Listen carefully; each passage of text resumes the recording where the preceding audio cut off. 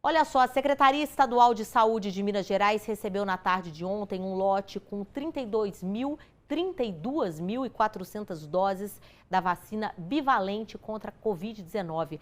As vacinas elas vão ser utilizadas na campanha, que terá início no dia 27 de fevereiro. Os imunizantes estão armazenados na Central Estadual em Belo Horizonte. A distribuição para as regionais deve acontecer até o fim do mês, tá?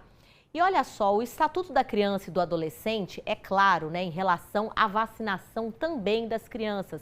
É um direito nos casos recomendados pelas autoridades sanitárias. Só que essa vacinação infantil não tem atingido as metas recomendadas pelo Ministério da Saúde. Em Uberlândia, por exemplo, no ano passado, apenas 2 vacinas bateram a meta. Nas mãos da Paula, os cartões de vacina dos filhos João Paulo, de 13 anos, e da Luana, de 7. Comprovação de que todas as doses estão em dia.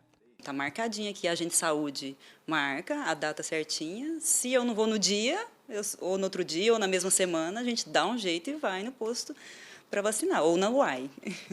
Manter essa atenção ao calendário vacinal dos filhos reforça o compromisso dela com a saúde das crianças.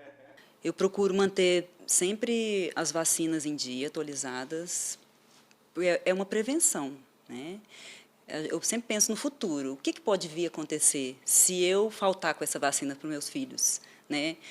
Se eles adoecerem, aí não adianta mais chorar. Então, eu prefiro a prevenção da vacina para não acontecer algo mais grave no futuro.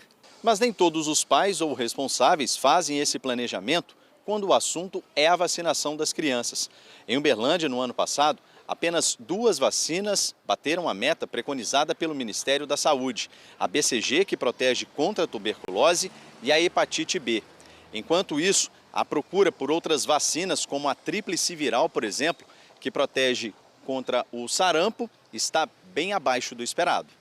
Dados da Superintendência Regional de Saúde de Uberlândia comprovam essa realidade. A tríplice viral D2 está com 73,43% de cobertura vacinal, sendo que a meta recomendada é de 95%.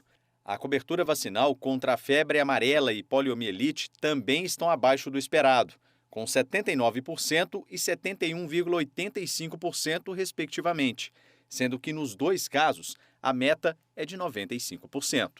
De acordo com essa médica pediatra e chefe do Departamento de Pediatria da UFO, alguns fatores contribuíram para essa baixa adesão.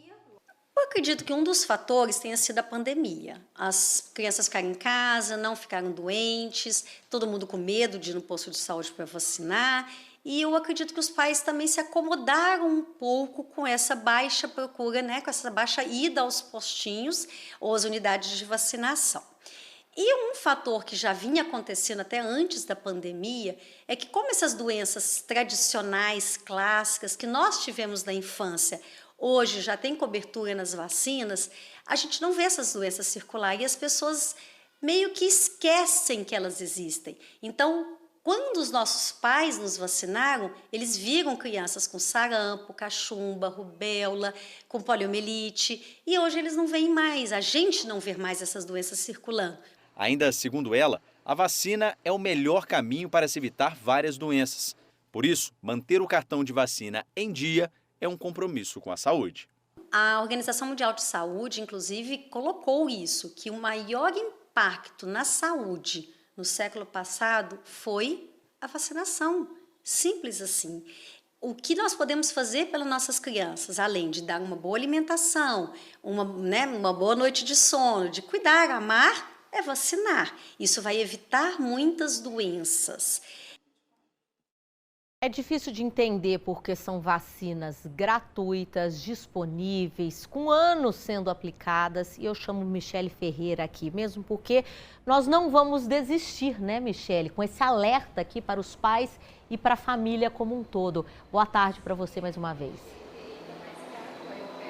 A informação aqui na hora do almoço nunca é demais, né, Vanessa? Afinal, são 12 vacinas nessa primeira infância, até 2 anos de idade. Então, olha quanta vacina que os pais podem perder, quantas proteções, né, os pais podem perder se não levarem os filhos para vacinar. Eu estou aqui com a Cláudia Oliveira, ela que está sempre nos ajudando a dar esse alerta. E, Cláudia, eu vou começar falando das doenças que estão voltando e os pais não estão percebendo, né, a importância de levar o seu filho para vacinar, né? Boa tarde. Boa tarde, exatamente. O alerta é muito grave.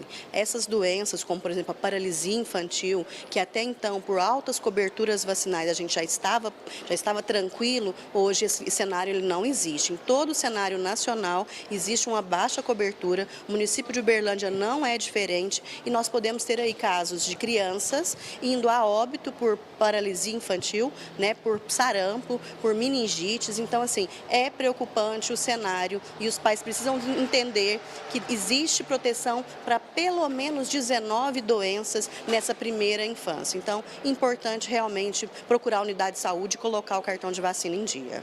E horário também, né, para os pais que às vezes trabalham o dia inteiro, essa correria, tem horários estendidos aqui em Uberlândia nas UAIs, né? Eu queria que você reforçasse esses horários para os pais ficarem atentos, porque são muitas salas de vacina também.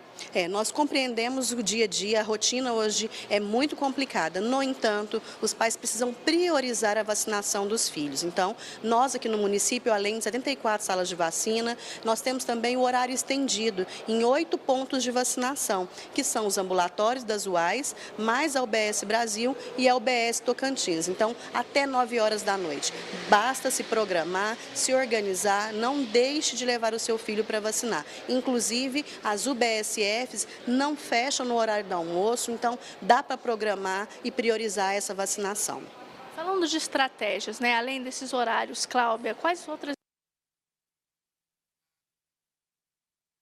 O microfone da Michelle teve um problema, infelizmente a gente não está conseguindo ouvir o restinho da entrevista, mas vamos reforçar então, né? O horário de atendimento de várias unidades de saúde, procure perto da sua casa, não deixe para depois. Mas já que a gente está falando de vacina, quem chega para a conversa também é Paulo Barbosa, porque em Patos de Minas, para vacinar crianças de 6 meses a 4 anos contra a Covid, tem que fazer um cadastro, né, Paulo? Como é que é esse processo por aí? Boa tarde. Oi, Vanessa, boa tarde para você, para todo mundo que está acompanhando a gente. É isso mesmo, tem que fazer um cadastro porque a quantidade de vacinas para essa faixa etária ainda não é uma grande quantidade.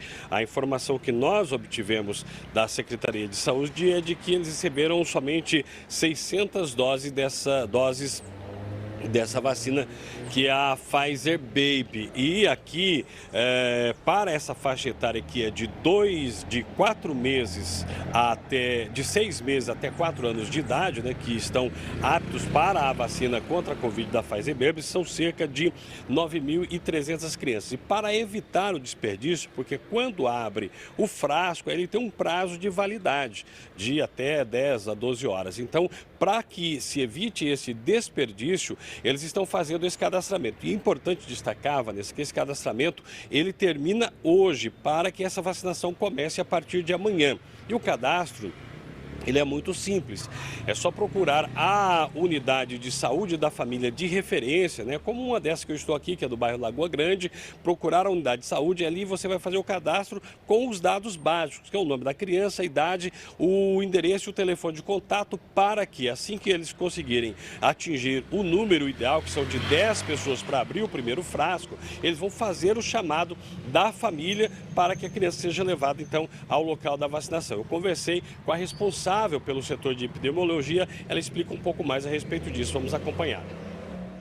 O quantitativo de vacinas recebidas são muito poucas, de doses recebidas, né? E para a gente otimizar o gasto, para que não tenha desperdício, as crianças ficam sem essa dose, a gente fez essa inscrição, visto que a vacina depois de aberta, ela só dura 12 horas. Então, na hora que cada unidade de saúde tiver 10 crianças, a gente vai estar começando a chamar dentro daquele período de 12 horas para que não ocorra o desperdício.